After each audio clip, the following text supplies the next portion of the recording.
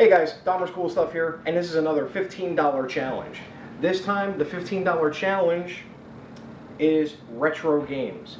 I'm only labeling it retro games for a reason. I'll get into it in about a minute. But if you're unaware of what the $15 challenge is, it's simple. I can only spend $15.99 max on video games. The only other rule, it's console specific. So let's say I do a $15 challenge on Nintendo DS games. I can only spend $15.99 on Nintendo DS games. Doesn't matter if it's new, doesn't matter if it's used. As long as my total expenditures for it is $15.99, we're good to go. Now this is basically just to show people that yes, it's possible to get a good collection going on the cheap. But there's a problem with this episode. Last episode, I bit the bullet and stupidly spent 22 more cents than I should have. Now, it was for an amazing buy two get two deal, buy two get one deal at GameStop. I couldn't pass it up, but because I couldn't pass it up, I blew the budget by 22 cents. So the penalty was I can only spend $14.99 on this specific challenge. Now, the challenge is retro games. The only reason why I'm making it retro games is a broad generalization of retro games is because I finally walked into a playing trade. It become blissfully aware about a day ago that there was a playing trade maybe 20-25 minutes away from me.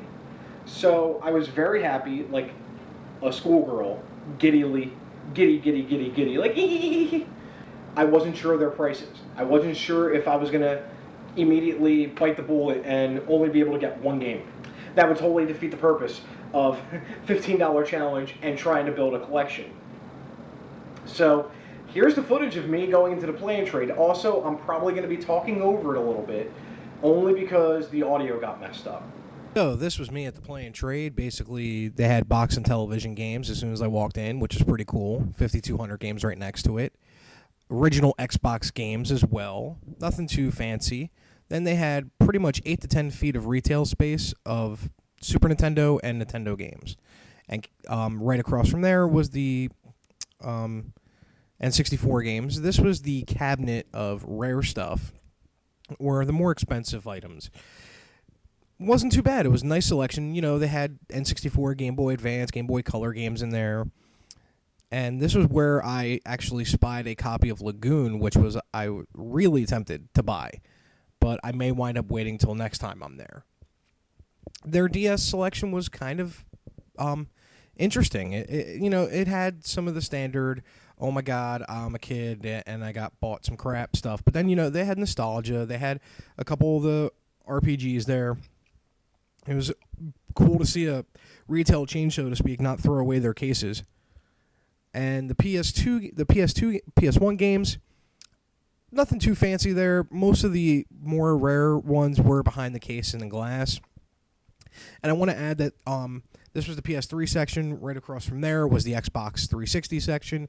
This store does carry lots of retro, but also current gen stuff. So yeah, that was the playing trade. It's a very great setup. I like the way everything looked. It was very clean, very open, very spread out. Like I didn't have to be rooting through stuff. Like you've seen me in GameStop videos where it looks like I'm just having to file through everything. That's because everything's just jam-packed together.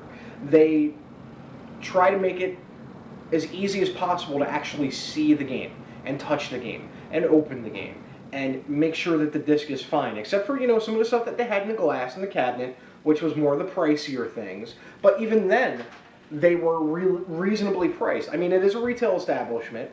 I do understand that they have bills to pay. These guys were reasonably priced. It was phenomenal. I only got 2 games, but still, trust me on this one. I got Risk on the Sega Genesis.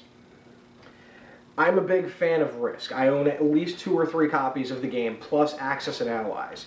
I spent hours playing the real game, listening to Pink Floyd records with my old bass player, and he would kick our asses all the time.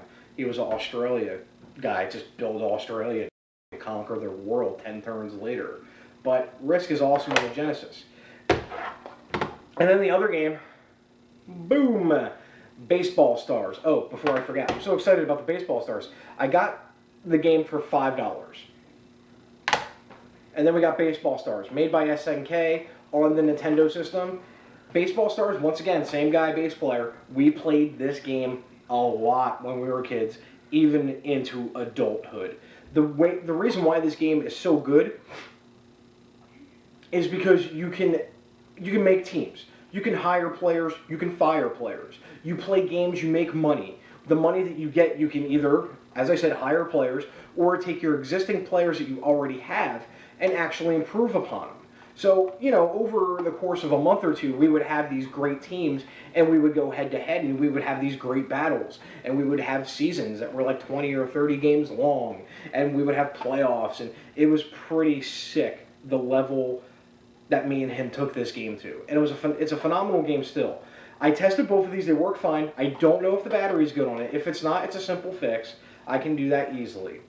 But yeah, that was the two games. I also got the Baseball Stars for $8 right there. Now, 5 plus 8 is $13 after tax. We're talking $13.60-something cents. Well below the $14.99 because of the dollar penalty that I had to impose. So I'm happy with this. I'm definitely going to be going to that Play and Trade a lot more to buy stuff. And this is Dahmer's Cool Stuff. And as always, do good gaming.